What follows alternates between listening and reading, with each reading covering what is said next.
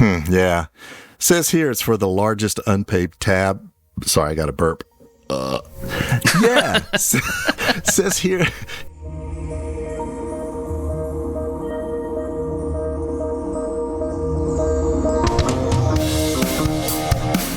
Hey everyone, it's Elliot. And Todd. Welcome to Two Designers Walk Into a Bar, an ongoing conversation about pop culture and iconic design.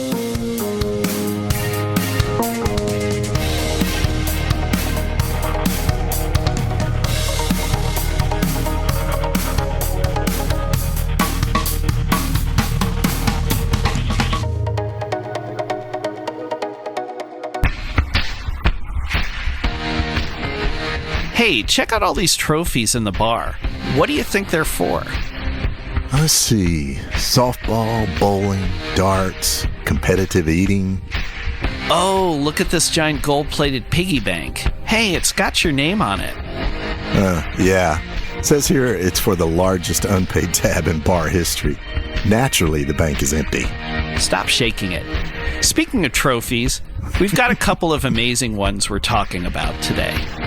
Yeah, the Wimbledon Venus Rosewater dish for tennis and the Stanley Cup for hockey. Speaking of cups, it's time to grab a couple flutes of champagne and help us toast our latest episode. Right here in the bar.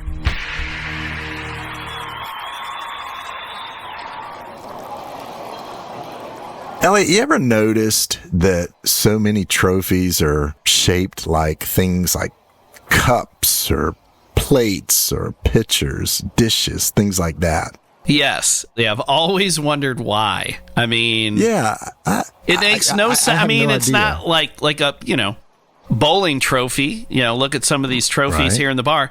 Guess what? Right. It's a bowler. The guy's bowling. Right. right. So why are all these prestigious awards not shaped like whatever the sport is? Or why is Wimbledon not a tennis ball or a tennis racket or a net or something like that, right? I've always wondered that. Well, they evolved over time, obviously, because some of these sports trophies have been around for a minute. And trophies actually started as battle markers. So where the victors would literally leave cups or plates or, dishware, which that was, both functional and symbolic. But it was a way to say, hey, this is important. We won here. Oh, okay. Interesting. I started sniffing around, I'll admit, and I did a little research about this because I was curious. It sounds like you may have done the same thing. Yeah. I started to look at this and I realized that exactly like what you said, that trophies, the earliest trophies, quote unquote, they were just spoils of war. They were these prizes that were taken away. They weren't silver. They weren't engraved. There were things like armor, flags, and even body parts. What? Yeah, I mean, think about you behead the enemy general and his head became the trophy. Yeah. I guess you raise it above your head like you do the Stanley Cup now, but I'm glad it hasn't gotten quite. I'm glad it's calmed down a little bit. Yeah, maybe the bowl was to put the severed head in or whatever. So yeah, in ancient Greece, warriors would display captured weapons or standards on a stake or a tree right on the battlefield. So all these different. I mean, this is thousands and thousands of years ago. So I think you just needed these super bold symbols that everybody could understand regardless of what language they spoke or what their affiliation was, right? This was as much a display for the losers as it was for the winners. What I found is obviously things had different value back then. Early Olympians, they actually received olive wreaths and jars of sacred olive oil. Romans were paid in cash because they cared about that dollar bill, yo. I like it. But so obviously, if you're paid in olive oil, you got to put it in something. Yeah. And then cups, plates, pitchers, they already meant something. People knew what those were. They held wine and food for feasts. They were the good china, Todd, like you and I will bring out at Thanksgiving and Christmas, and when we have visitors over who want to fund our podcast with millions of dollars. Right. We'll bring out the good china. So ritual, celebration, community. So these are symbols that people knew about. So is that where loving cups came from? Like it was a family tradition thing? Because that's kind of a funky name for a trophy. I think so, because the loving cups have two handles. When you think about a trophy and it has two handles, I think it's... Is that so you can fight over it? Yeah, it's like a wishbone. That's actually how Gorilla Glue was invented. It was to mend all the loving cups. No. Okay. That was more, I think, of a religious ceremony. Methodists had love feasts. Where I live in Winston-Salem, we still have love feasts now through the Moravian Church. So that, I think, that idea of a loving cup where everybody had this common cup, I think that contributed as well. Yeah. And so they're engraved with winners' names. I know I did a little bit of digging into the Wimbledon plate, and I know that's engraved, but I'm assuming all of the big trophies, they carry that record of achievement from champion to champion, so you can see and... Well, it depends on some of the trophies, like the Super Bowl trophy, the Vince Lombardi trophy. A new one of those is made every year. Oh, but then there are other trophies, like the ones we'll talk about, that get passed around. Yeah. Okay. So, we've talked about dishware's trophies. We've talked about heads and arms of your opponents as trophies. I'm gonna stick with a little bit more sanitized version. And so it's a severed arm on a plate? Yeah. Well, no, a severed arm holding a plate. Oh, that'd be great. Yeah, they didn't deliver the nachos in time, dude. So, I love it. You get what you get. All right. So I'm going to talk about the Wimbledon plate that everybody is familiar with. And just to give you a little bit of a tease, I'm going to say the guys that win Wimbledon, they get a gold cup, while the women receive a giant silver salver. And the reasons could be rooted in, some good old school sexism there. And I'll get into that in a second. But I know the question on your lips is, you said salver. What the hell is a salver? And you said it correctly. Silver salver. I did. Say that 5 times fast. Yeah. So what is a salver? So it comes from the Latin word salva, meaning to save from risk. And originally... I thought it meant spittoon, like saliva. Well, you're missing a few letters in there, but, I could see where you get that. But not in royal and noble households where the original use of a salver would come from. It was used by servants to deliver things like letters to the master of the household, and also for food tasters who tasted the food for poison before it was being served to the nobles. See, Todd, you always accuse me of stealing your snacks when you're not looking, and in reality, I am simply protecting you. And I know if we had a silver plate, we would put them on that. So I guess I do. Let me talk to the that. Bartender after this. Okay, I do appreciate that. The Wimbledon trophy, it's often referred to as the Venus Rosewater dish. Now, I'm going to get into why that is what it is in just a second, but let's unpack the Rosewater dish part. What that is comes from years and years and years and years of this ceremonial platter's use that's used after eating, because you would pour rose water over the hands of your guests to clean them, right? And it would be caught in this salver. Interesting. Okay. So a rosewater dish is, by extension, a salver. It's because it's not then spilling all over the rug or the floor. Right. Okay. It saves the dress or the suit, the rug, the table, and so it's used to wash your hands. Looking around the bar, we could use a few of those. Probably could, yeah. And some spittoons, as a matter of fact. Sorry about that. Yeah. So the Venus Rosewater dish, what it looks like is it's a dish. It's made of pewter, silver, gold, and has a main figure in the center. Oh, let me guess. Venus? You would think, but no. Oh. It's actually another goddess named Sophrosine, and she represents temperance as a virtue. That's in the middle of the plate. Okay. And she is holding a lamp in one hand and a jug in the other. She's ready to party, and she wants you to see it. Yeah, apparently. I like the lamp probably for truth, right? Yeah, like Diogenes or whatever. Jug for I don't know, partying. Yeah. Wealth, a bounty, maybe? Abundance. Yeah. Okay. So around Sophrosine, she is surrounded by the four elements: earth, wind, fire, and any other funk bands. That's what I was thinking too. The Bee Gees are there. Yeah. The Ohio Parliament Players. Funk. She's surrounded by earth, wind, and fire, Parliament, Funkadelic, and the Gap The Band. Mothership. Yeah. No, not really. I'm sorry, our British listeners. I'm not making fun of your dish. Yeah, we are.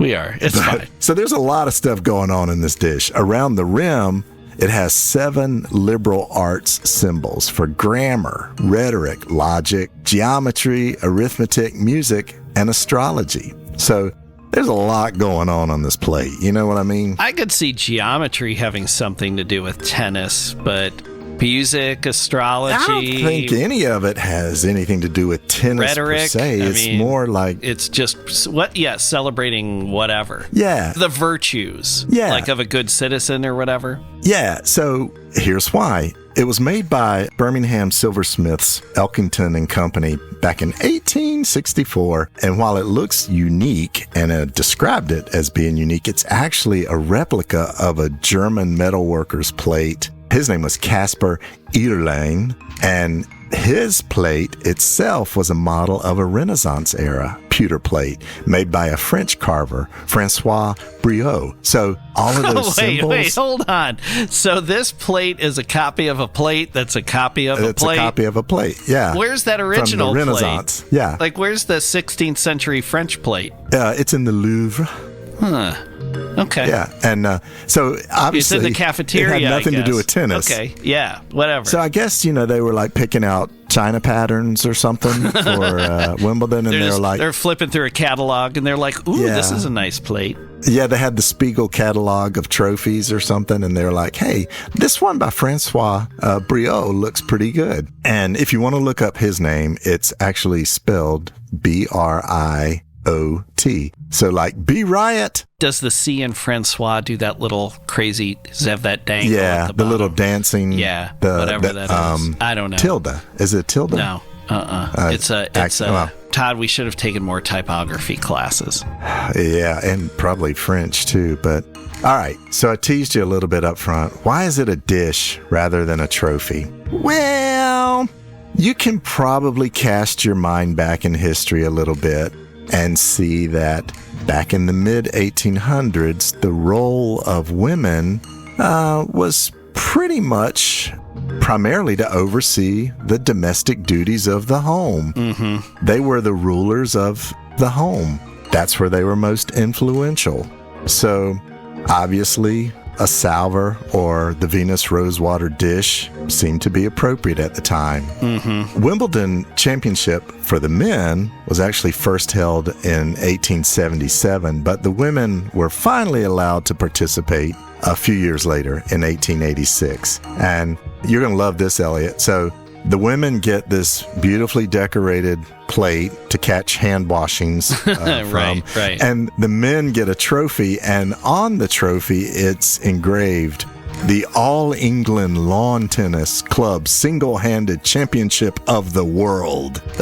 How about that? That could be for arm wrestling. The single-handed championship of the world. Yeah, everybody. I'll take on all comers. Okay. Yeah. Wow. All right. So let me leave you with a couple little tidbits here. The winner of the Wimbledon trophies, neither of them, they don't get to keep the trophy. It remains at the museum at the All England Club. It gets trotted out one afternoon, and it's like, hey, you get to hold this. There's a photo op, and then somebody confiscates it and puts it back in the trophy case. Yeah. They're like, get your grubby mitts off of this, and they polish it back up. And the winner, since 1949, has actually gotten a little miniature replica of the trophy. It's about a 3/4 size now. It was smaller in the earlier days, but they get a little replica of it, which I think is very nice. That's awesome. Put Grandpa's ashes in there, whatever it is you do with it. Yes. And, Elliot, Blanche Bigley was the first recipient of the women Rosewater dish. And I say we toast Blanche Bigley, who hoisted the first plate. Oh, I agree with that. I hoisted my plate of nachos, but we didn't have that giant platter, so you can see what just happened. Yeah, you should get a new plate of nachos. Great idea. So since it was your idea, thank you for taking care of that for me. And also, while we're talking about loving cups, I'd also be loving a cup of something cold and frosty while you're up. We'll be back.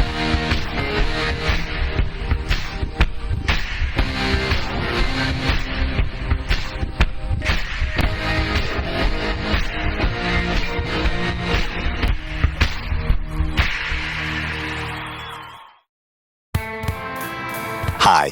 We want to take a moment to mention that if you're enjoying this episode, we have an archive of topics ranging from the Olympics to movie posters. Think Ghostbusters. Iconic images. Think Bigfoot. Punk music. The Ramones. Saturday morning cartoons. The Pink Panther. And failed products like OK Soda. Visit our website at twodesignerswalkintoabar.com for full episode notes and visuals, the latest blog content, and to sign up for our newsletter. Follow us on social media. We can be found on Facebook, Instagram, Twitter, LinkedIn, and YouTube.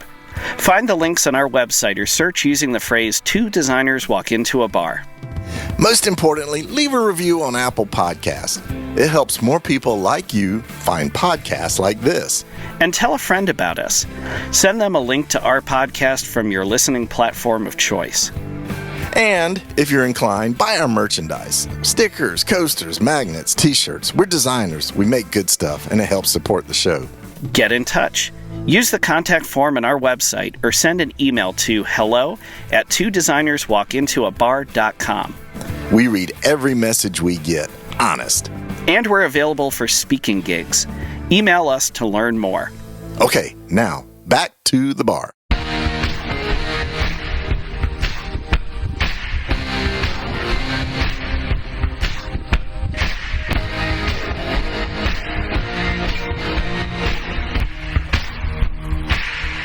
Thank you for the new nachos.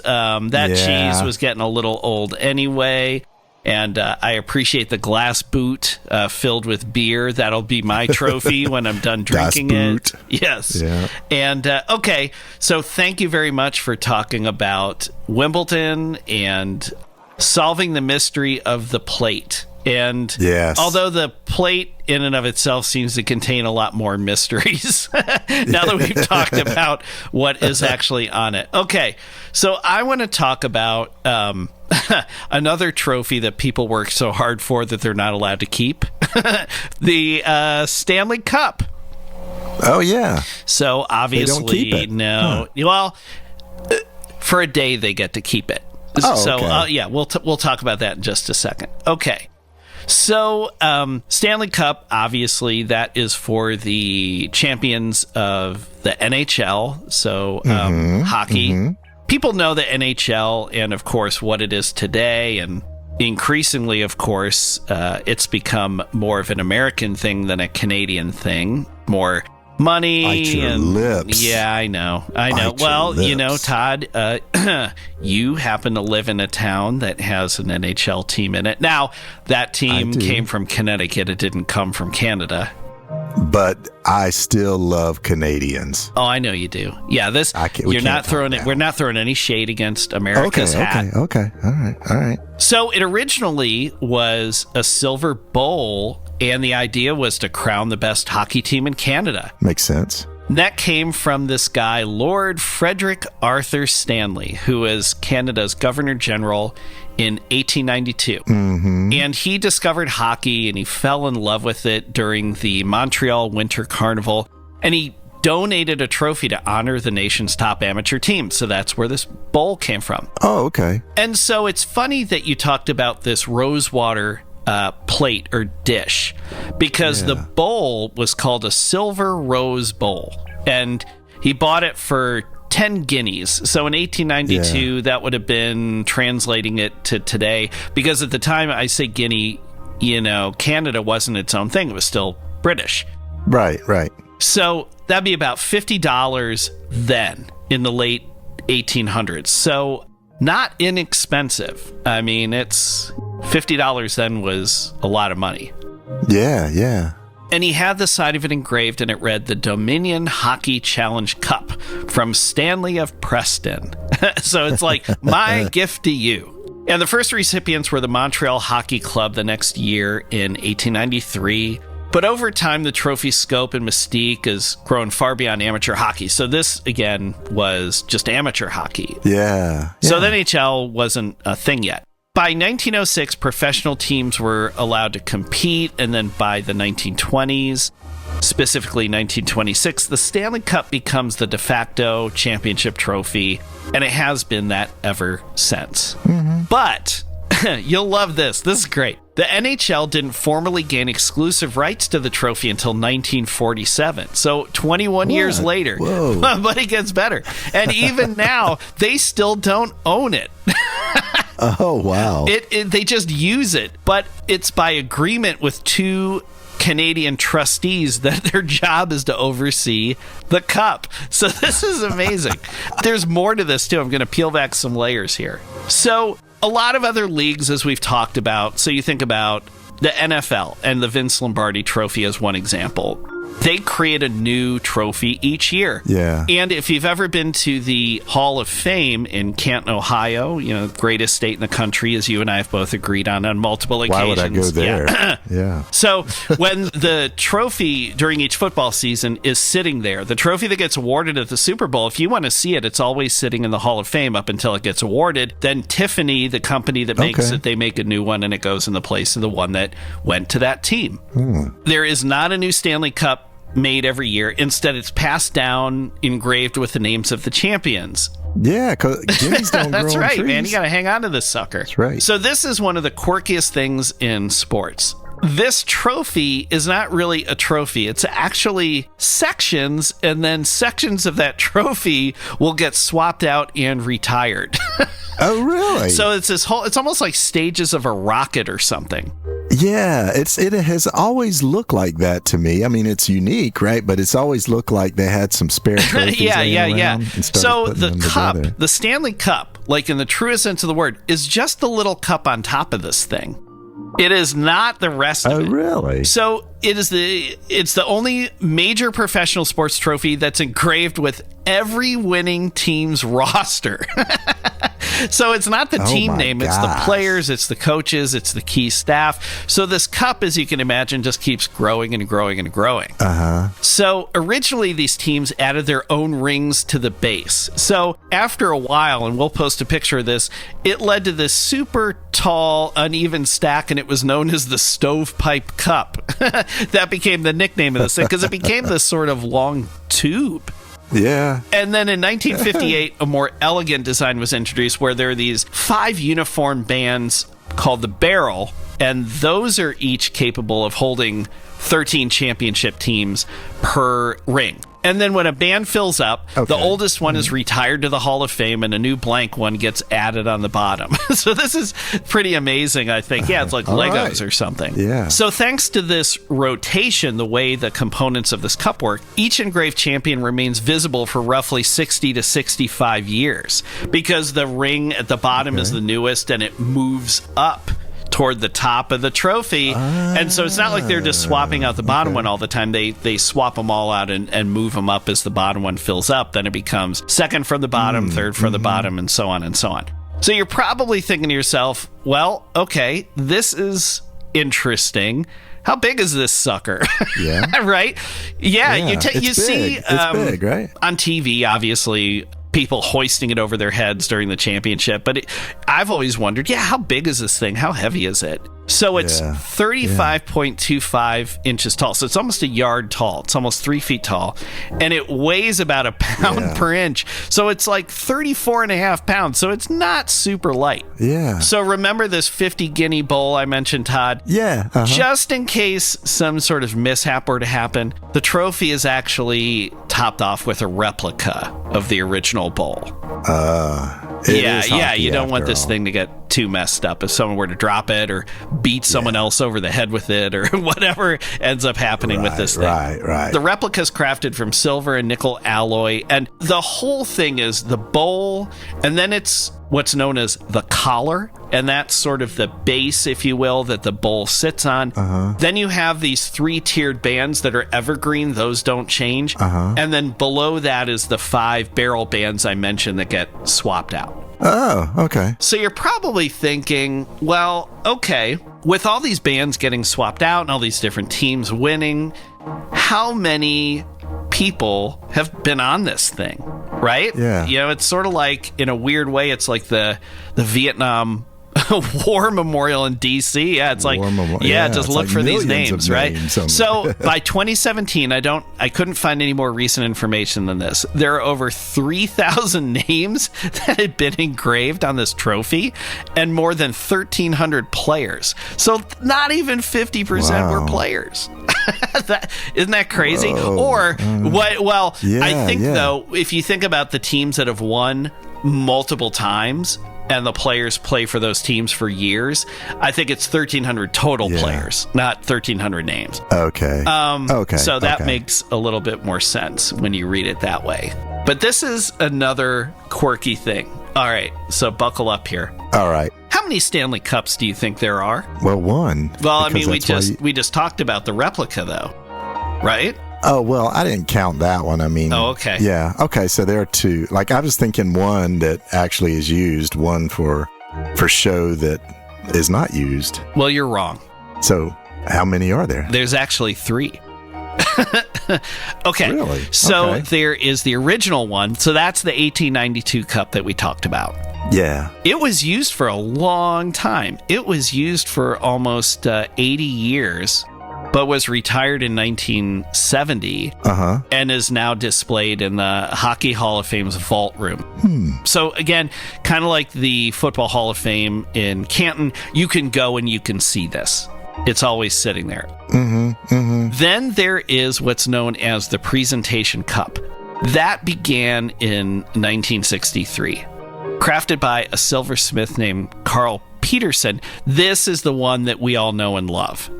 This is the one that you see raised on the ice, handed to the champions. So that's the one that makes the appearances, so everybody gets the cup for a day. On the winning team, everybody gets the cup. And I have a story I'll tell about that in just a moment. Okay. And then there's another one that was created in the 90s, in 1993, and that's called the Permanent Cup. And that was created by Louise Saint-Jacques. And it stands at the Hall of Fame whenever the other cup is touring or it's being used. So I assume by in use, it's during the championship playoffs or being toted around the globe by these different players.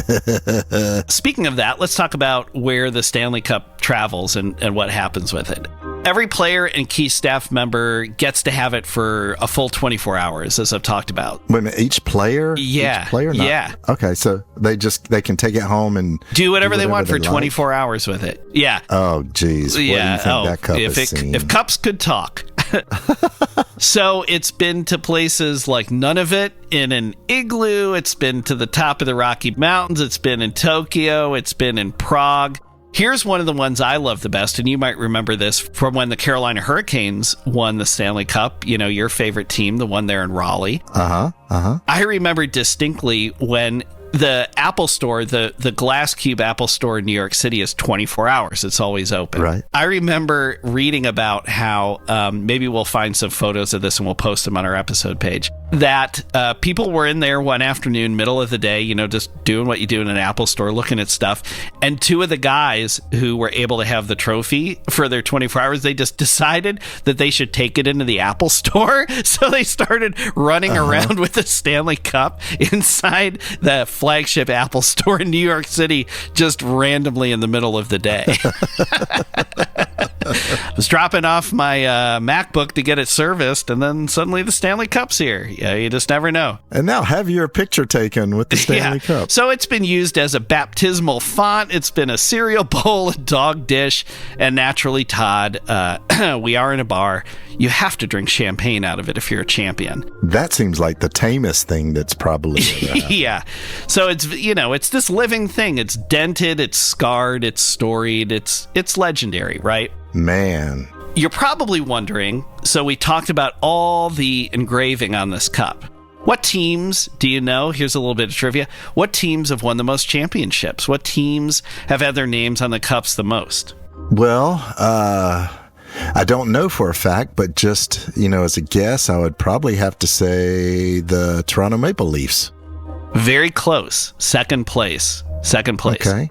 So, I know you love Canadians, so you're always going to root for Canadian teams. I do. Actually, the Montreal Canadiens is the 24 championships. Okay. And then the Maple Leafs are behind them, and then the Detroit Red Wings are behind them still. As far as I know, have the Hurricanes won more than once? I can't remember off the top of my head. They've been in the playoffs many times, but only one time. Yeah, okay. Well, so they're probably...